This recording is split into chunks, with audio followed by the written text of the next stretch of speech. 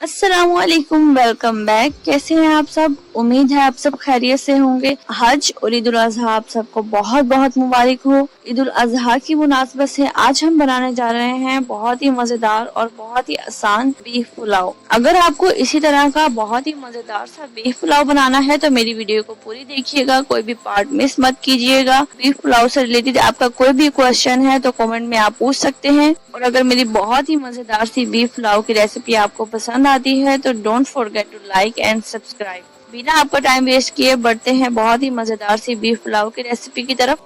आज हम बनाने जा रहे हैं बीफ पुलाव, जिसके लिए हमने ले लिए हैं 1.5 किलो चावल और 1 kg हमने ले लिया है बीफ। बीफ को हम एक बर्तन में ऐड करेंगे। 2 अदद हमने लिए हैं लहसुन, 2 अदद हमने लिए हैं प्याज, 3 से 4 इंच हमने ले लिया है अदरक का टुकड़ा। तमाम अज्जा को अच्छी तरह धोकर बिना छिले हम यखनी में ऐड कर देंगे। ड्राई इंग्रेडिएंट्स में हमने ऐड किया है साबुत धनिया 2 से 3 चाय के चम्मच, सौंफ ऐड किए हैं हमने 2 चाय के चम्मच, लौंग ऐड किए हैं हमने 8 से 9 अदद, नमक हमने ऐड किया है 2 चाय के चम्मच, जीरा हमने ऐड किया है 1 चाय का चम्मच, दालचीनी हमने ऐड किया है 3 से 4 अदद और बड़ी इलायची हमने ऐड की है 2 अदद।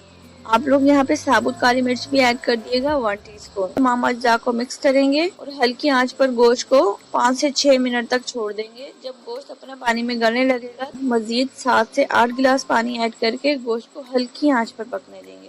पहले हमने पानी को तेज आंच पर उबाल दे लिया है, उसके बाद हम आंच को हल्का करके 45 से 60 मिनट तक गोश्त को अच्छे से गला लेंगे। यहाँ मैंने कुकर नहीं लगाया क्योंकि मेरे पास टाइम होता है, आराम से गोश्त को पहले ही रख देती हूँ गलने के लिए। चावल मेरे पास है कच्ची बासमती, तो मैं इसको सिर्फ 15 मिनट के लिए भिगो कर रखूंगी। अगर आपके पास चावल है पक्की बासमती के तो आप उसको आधे से 1 घंटे के लिए भिगो कर रख सकते हैं। चावलों को अच्छे से धो लेंगे।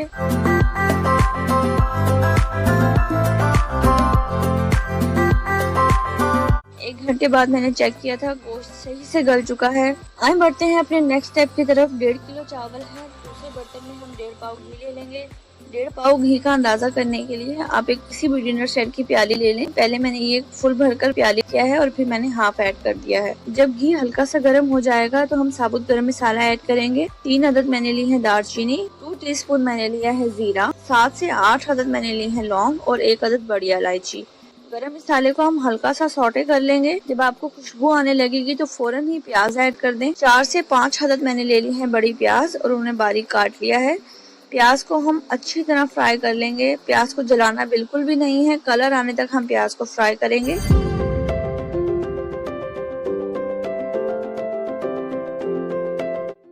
लहसुन हमने ले लिया है 9 से 10 जवे, अदरक हमने लिया है 2 इंच अदरक का टुकड़ा, हरी मिर्चें मैंने ली हैं 20 से 25 अदद। लाल मिर्च मैं बिल्कुल नहीं ऐड करूंगी, तो सिर्फ मैंने इस्तेमाल किया है यहाँ पे हरी मिर्च और काली मिर्च का।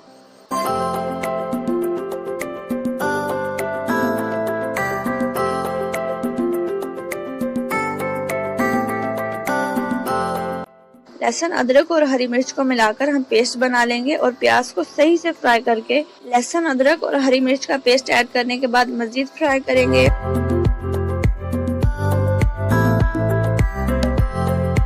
अब हम लेंगे 4 से 5 अदद टमाटर को भी ग्राइंड करके हम पेस्ट बना लेंगे। टमाटर का पेस्ट ऐड करने के बाद 30 से 40 सेकंड के लिए भुनाई करेंगे।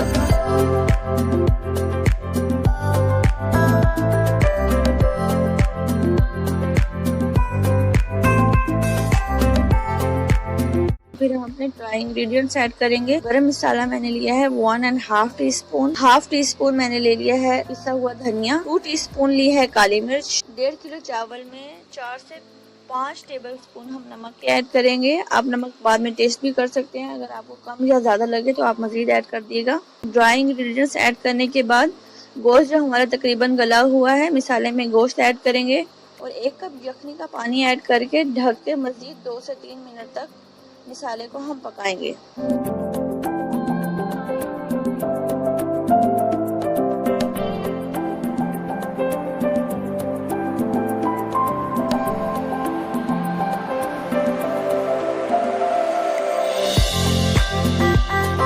दही लिए मैंने हाफ बाउल और थोड़ा सा हरा धनिया और पुदीना लेकर दही को हरा धनिया और पुदीने के साथ ग्राइंड कर लेंगे और दही के मिक्सचर को भी हम गोश्त में ऐड कर देंगे और अब तेज आंच पर सही से गोश्त की भुनाई कर लेंगे।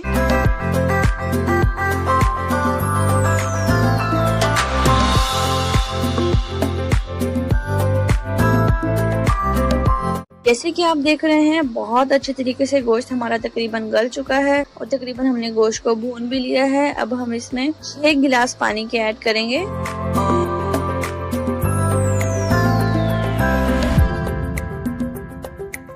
चावलों का पानी फेंक कर चावल ऐड करेंगे।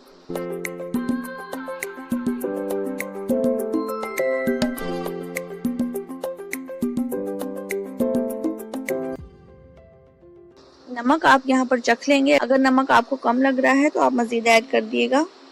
और नमक को चखने के बाद फौरन ही आपने चावलों को ढककर तेज आंच पर पानी खुश्क होने तक पकने देना है। अगर आप चाहते हैं कि पुलाव में चावल खिले खिले हों तो आपने चावलों को ज्यादा मिक्स नहीं करना। पानी आप देख रहे हैं तकरीबन खुश्क हो चुका है। अब मैंने नीचे तवा रखा है और आंच को हम हल्की कर देंगे और 2 अदद हम ऊपर साफी रखकर चावलों को दम पर रख देंगे।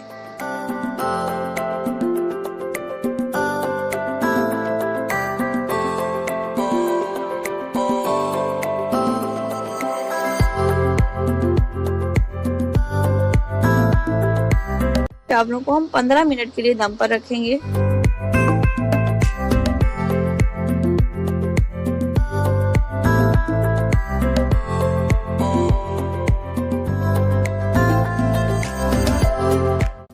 टन 15 मिनट तकरीबन गुजर चुके हैं और आप देख रहे हैं बहुत ही मजेदार सा बीफ पुलाव हमारा है बिल्कुल तैयार।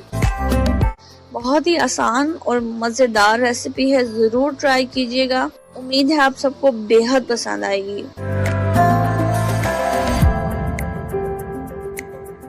आप देख सकते हैं चावल हमारा कितना खिला खिला पका है क्योंकि हमने चावलों को बनाते वक्त ज्यादा मिक्स नहीं किया।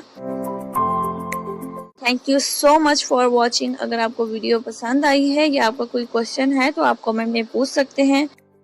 Don't forget to like and subscribe. मिलते हैं मेरे नेक्स्ट वीडियो में, तब तक के लिए अपना बहुत सारा ख्याल रखिएगा, दुआओं में याद रखिएगा। अल्लाह हाफिज।